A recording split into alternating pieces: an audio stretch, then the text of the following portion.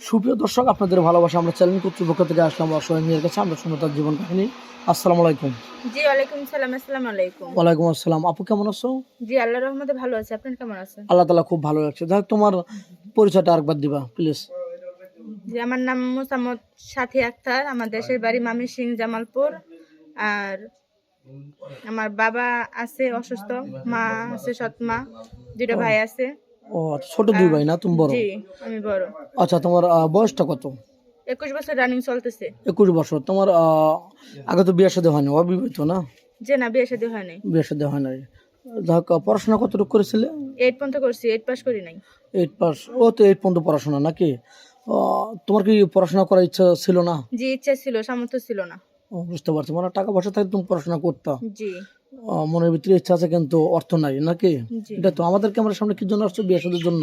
বিয়ের জন্য আসছি। আচ্ছা, যাই হোক, তোমার চেহারা অনেক সুন্দর, মায়াবী চেহারা, অনেক সুন্দর মেয়ে। তুমি তুমি কি ধরনের স্বামী চাচ্ছ?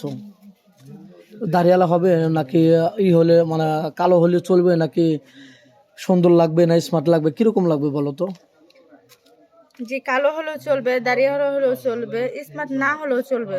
তার একটা ভালো মন থাকতে হবে, গরিব বলে অবহেলা করবে না। আর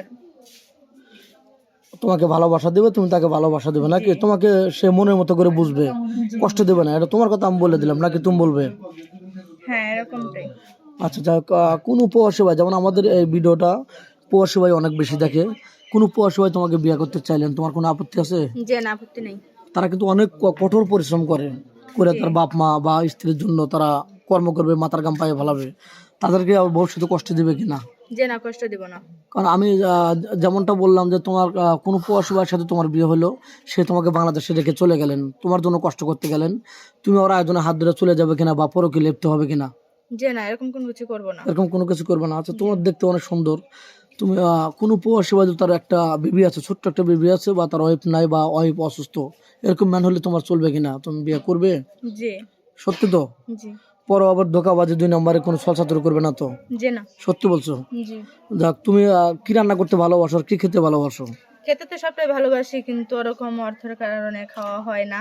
যাই জুটে তাই খাই আর কি। মন চায় কিন্তু অর্থ নেই খাওয়ার জন্য। যাই হোক, ভালোবাসি। তোমার চেহারা অনেক সুন্দর, তুমি চলাফেরা করতে কেউ তোমাকে প্রেমের বা বিয়ার প্রস্তাব দেয় না? হ্যাঁ দিছিল, বাট আমার প্রেমের প্রস্তাবে কারো রাজি হয় না। এবার যদি বিয়ের প্রস্তাব আসে তার এরকম কোনো ভালো পাইনি, তার জন্য কোনোই হয়নি। প্রেমের প্রস্তাব অনেকে দেয়, কিন্তু তুমি চাচ্ছ যে আমি গরিবের মেয়ে, আমি কোনো কলঙ্কে লটাতে চাই না নাকি? কলঙ্কে দাগ লাগাতে চাই না। বুঝতে পারছি। যাই হোক, তোমার কি ফোন আছে? যে না, আমার কোনো ফোন নাই। এখন এই যুগে তো বিশ্বাস করতে চায় না যে ফোন নেই। কিন্তু ভাই একবেলা খেলে আরেকবেলা খাবার পাই না, কিভাবে ফোন চালামো? বুঝতে পারছি। যাই হোক, মেয়েটা কোনো ফোন নাই, অসহায়, খুবই ভালো মেয়ে। যাক, মুসলমান ঘরের মেয়ে, নামাজ কালাম পড়ে। মেয়ের কোনো ফোন নেই, আমাদের নাম্বার দেওয়া থাকবে, ইমো হোয়াটসঅ্যাপ আছে। কেউ ভিডিও কল দেবেন না, অডিও কল দেবেন। ভিডিও কল দিলে বল করতে বাধ্য হবো।